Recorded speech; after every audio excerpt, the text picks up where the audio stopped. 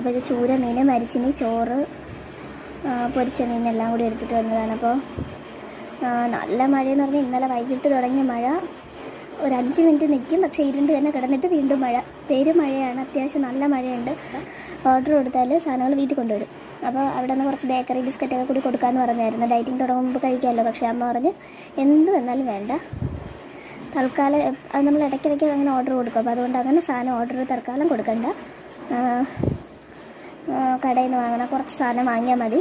ഒരുപാട് അങ്ങനെ ഓർഡർ കൊടുക്കുമ്പോൾ ബാക്കി സാധനങ്ങളെല്ലാം കൂടി ആകുമ്പോൾ കുറച്ച് ആവശ്യത്തിന് കാശാകും. അപ്പോൾ അതുകൊണ്ട് തൽക്കാലം വേണ്ട. അതിലോട്ടാണ്. അതിന് മുന്നേ നല്ല മഴയായിരുന്നു. മഴക്കോട് കണ്ടപ്പോഴേ മനസ്സിലായി ചാർജ് ചെയ്തിട്ടുണ്ടോ. അതുകൊണ്ട് ചാർജ് ചെയ്തൊക്കെ വെച്ചിട്ടുണ്ടായിരുന്നു. എന്നാലും കുറച്ച് ചാർജ് ആവാനുള്ളത് അടുത്തുകൊണ്ടിടുവാണ്.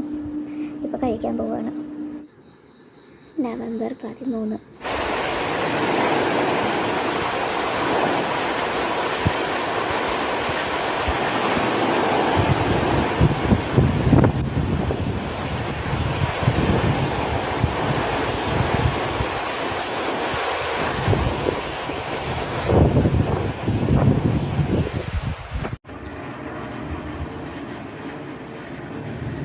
അപ്പോൾ നവംബർ 13 ശനിയാഴ്ച ഒരു 2 മണിയായിട്ടുണ്ട്. 2 മണിയായി.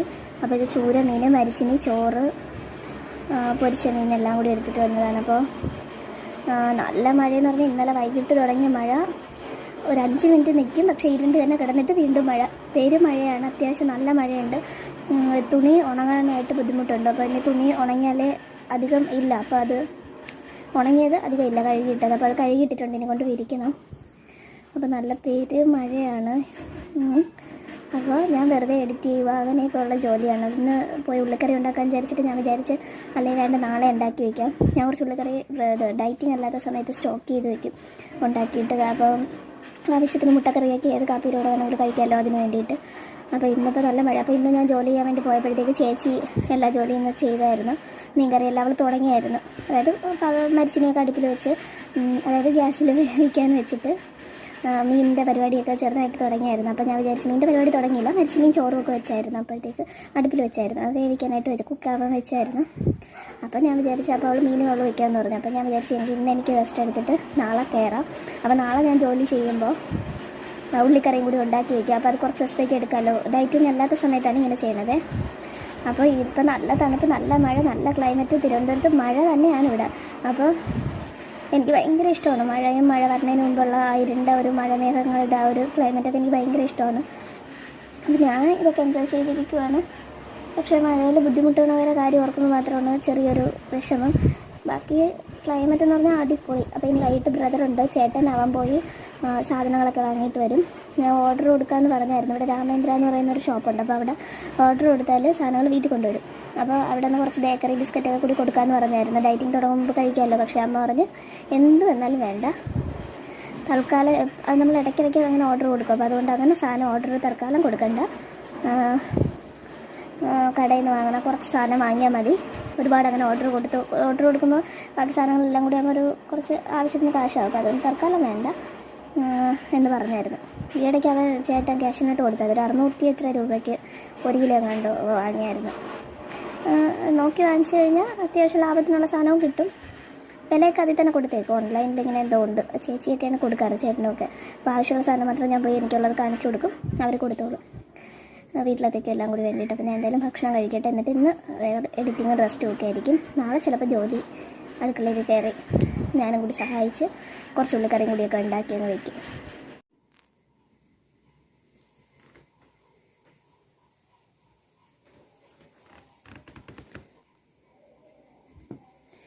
എട്ട് 56 ഞാൻ എല്ലാ ജോലിയും കഴിഞ്ഞ് രസമൊക്കെ ഉണ്ടാക്കി വെച്ച് തേങ്ങയൊക്കെ ചമ്മന്തിക്ക് തിരുവി ഇട്ട് വന്ന് മുഖം ഒന്ന് കഴുകി ഫ്രഷ് ആവണമല്ലോ.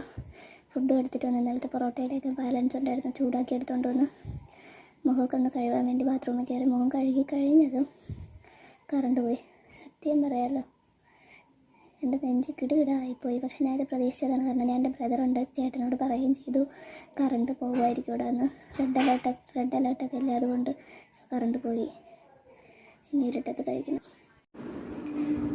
വീഡിയോ എടുത്ത് കഴിഞ്ഞതും കറണ്ട് വന്നായിരുന്നു. ഇപ്പം ഞാൻ ഈ പൊറോട്ടയൊക്കെ കഴിക്കാൻ പോവാണ്. ഫോണൊക്കെ ചാർജ് ചെയ്ത് വെച്ച്, കാരണം റെഡ് അലേർട്ടാണ്. അതിന് മുന്നേ നല്ല മഴയായിരുന്നു. മഴക്കോൾ കണ്ടപ്പോഴേ മനസ്സിലായി ചാർജ് ചെയ്തിടണമെന്ന്. അതുകൊണ്ട് ചാർജ് ചെയ്തൊക്കെ വെച്ചിട്ടുണ്ടായിരുന്നു. എന്നാലും കുറച്ച് ചാർജ് ആവാനുള്ളത് അടുത്ത് കൊണ്ടിടുവാണ്. ഇപ്പോൾ കഴിക്കാൻ പോവുകയാണ്. ഞാൻ ഞെട്ടിപ്പോയി. എല്ലാ ജോലിയും കഴിഞ്ഞ് സ്വസ്ഥമായിട്ട് വന്നിരുന്ന ഭക്ഷണം കഴിക്കുന്നതിൻ്റെ സുഖം വേറെയാണ്. പക്ഷേ ചായ കടുപ്പം ഒരിത്തിരി അങ്ങോട്ട് കൂടിയും പോയി, മധുരം ഒരല്പം കുറഞ്ഞും പോയി. അല്ലെങ്കിൽ നല്ല പെർഫെക്റ്റ് അടിപൊളി ചായ എനിക്ക് എപ്പോഴും കുടിക്കുമ്പോഴേ കുടിക്കായിരുന്നു. ഇതെല്ലാം കൂടി ഇട്ടൊന്ന് പുരട്ടിയെടുത്തതാണ് ഈ ബാലൻസ് കറി, പൊറോട്ട എല്ലാം കൂടെ.